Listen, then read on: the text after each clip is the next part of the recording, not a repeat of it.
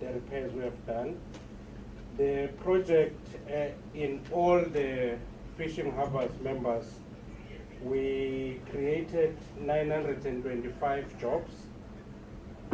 501 of them were youth, people with disability 3, women 98, and male is 827.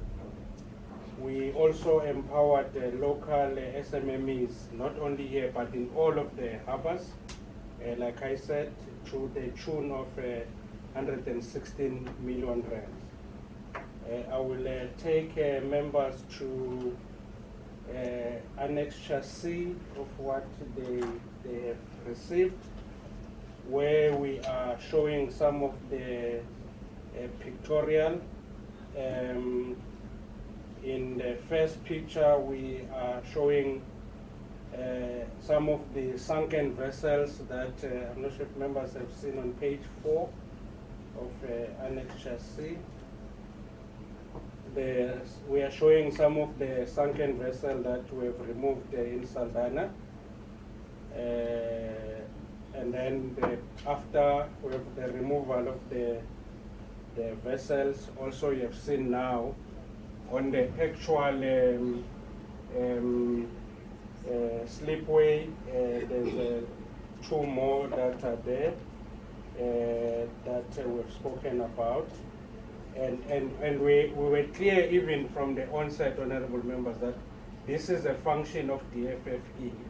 But because we wanted to upgrade and do the refurbishment, we'll remove these sunken vessels that were there. But going forward, as the FFE have outlined the process of what they will be doing. On the page 6, we are showing you the before picture of the slipway, how it was before, and then the repairs with the new repair, and you've seen the red on page 8 of what we have done to the slipway. That picture on slide 9 gives you an overarching view of the actual slipways and all the facilities that we have upgraded, which we have taken members through.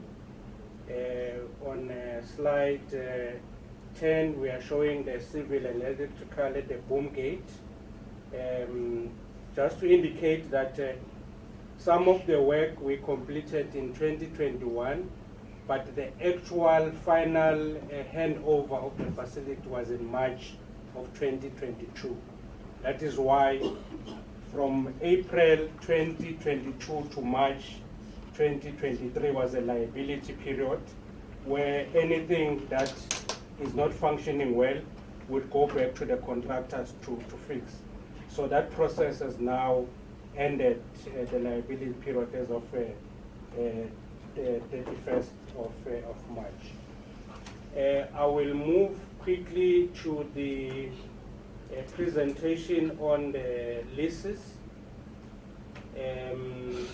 Just to share with the members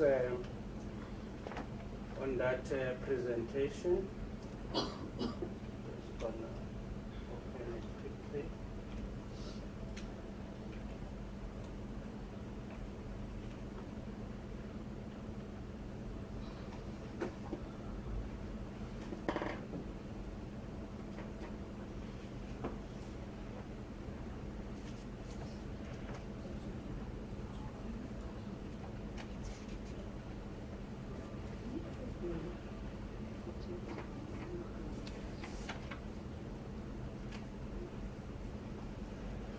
So on slide 3, members, we are indicating that within the Saldanha itself, we've got 49 total of properties.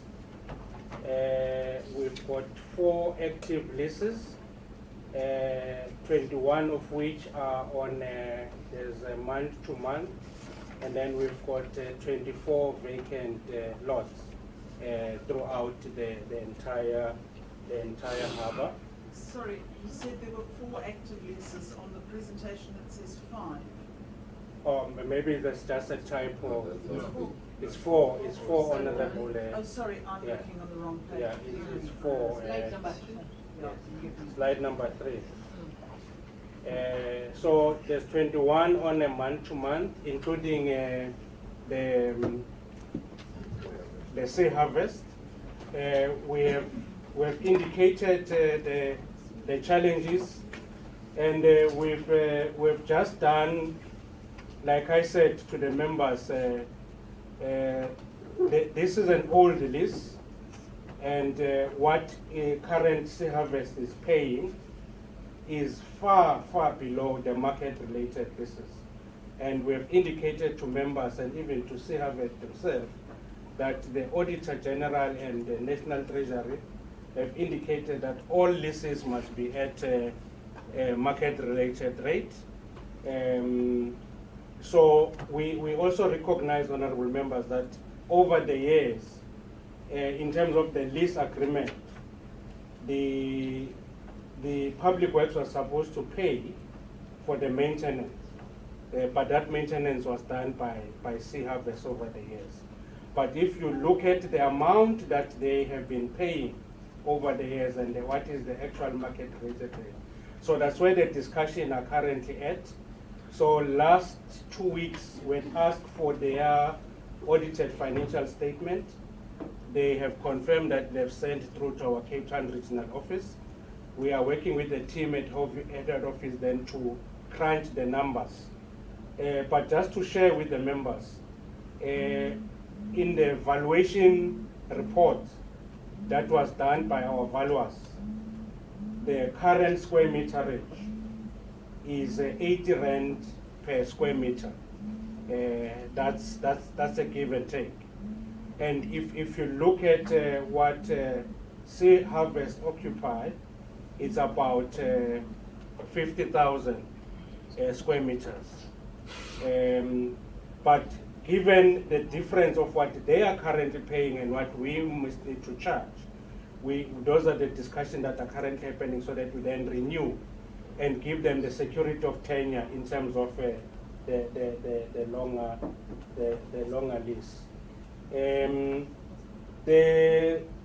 On slide 8, we are indicating members that we have finalized now the letting out circular on the unutilized state-owned properties, including the small harbours. We were ready to go out on market in September 2022, but then there were issues that legal raised, and we withheld the RFP because there were some concurrence issues that the previous executive authority raised, which the matters were then referred to legal. Legal has since come back to us to clear those issues. We are currently briefing the current executive authority in terms of those dynamics and where we need to go, and we will soon be then going to market. In the interim, we have finalized the guidelines for the renewal of expired leases in order to clear the backlog. And as part of the information that we had requested from Sea Harvest, also to inform the proposal, we look at the history of the company or the business, the constitution, their contribution to the economy, both local and national, the job creation, the ownership structure, BEE, as well as their financials. So we are busy engaging all leases in this regard, and we planning, after the briefing of the executive authority, we hope we will get permission then to go out on the market with all the facilities that we have issued in this current financial year. We also, as part of the management, we are looking at the total facilities management and the management entity, and the discussion with the FFE is that from the revenue that they are collecting, in the discussion with the user asset management plan. And we got counsel this morning around some of the things that we might want to discuss on the rates from the members. We have noted some of those issues, which will inform the rates. And then on the total facilities management, what we're going to be doing, we're going to club the harbours together. We are still doing permutation, obviously because of the proximity between Saldanha and Pepper Bay. They will form the same cluster, but as you move further west, we will cluster some of those harbours so that it becomes viable for the total facilities management. So that is our plan with regard to maintenance. But there are issues around vandalism and crime, which we are discussing with the DFFE as part of making sure that we are aligned. And like Andrea has indicated, at Hout Bay, we had to partner with the DFFE and not only appoint a normal security company, but a tactical security company because of the risk that was happening there at Hout Bay. But also the DFFE has indicated that they will finalize the security. We've given them the specification of what investment and some of the things that we need. We are hoping that the new framework that we will be implementing on the leases will then make sure that we generate more income so that we are able to improve on the infrastructure. We have seen, honorable members, on slide 11, unless we bring communities to the operations of the small harbours, we won't be able to manage these areas. And we are saying that as part of the lease negotiation with all tenants in the harbour, we must formulate back the community structures, the harbour structures that were there before. They must be resuscitated. We must make sure that the beneficiation of the local communities is infused in those. We have started a program of social facilitation.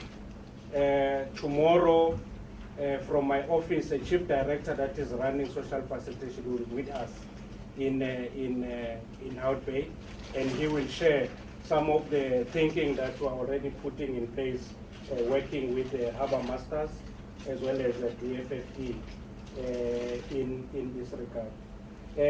Just before the portfolio committee confirmed the visit, actually the two executive authorities were planning to come to the harbours before the end of April. So we will see if they are still going to be coming, because they also wanted to play an oversight role in terms of engaging those communities. In the contract for all 13 fishing harbours, this project, honourable members, was delivered within budget and within time. There's a balance of about 5 million left on the contract. So we've come under the budget, Honourable Chair. That's why I was saying to the harbour master, the issues about the other additional security requirements, we can look them within that available amount that is still sitting within the contract. Thank you very much, Honourable Chair.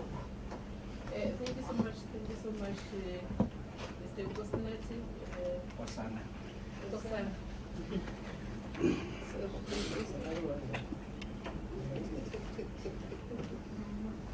Okay, thank you so much for the presentation. Honourable members, these are the presentations from the department, and in fact the two departments that are here, coupled with what we have actually seen when we walked about the area. May I then have questions, comments? Okay, Honorable Mukhoto, Shelby Mukhoto, I hope that I'm pronouncing you correctly. Honorable Hicklin, Honorable Mashele, in that order. Thank you, Chairperson. Can I start speaking now? Yes, my dear. Oh, I saw somebody raising her hand there. She disturbed me. Oh, okay, okay.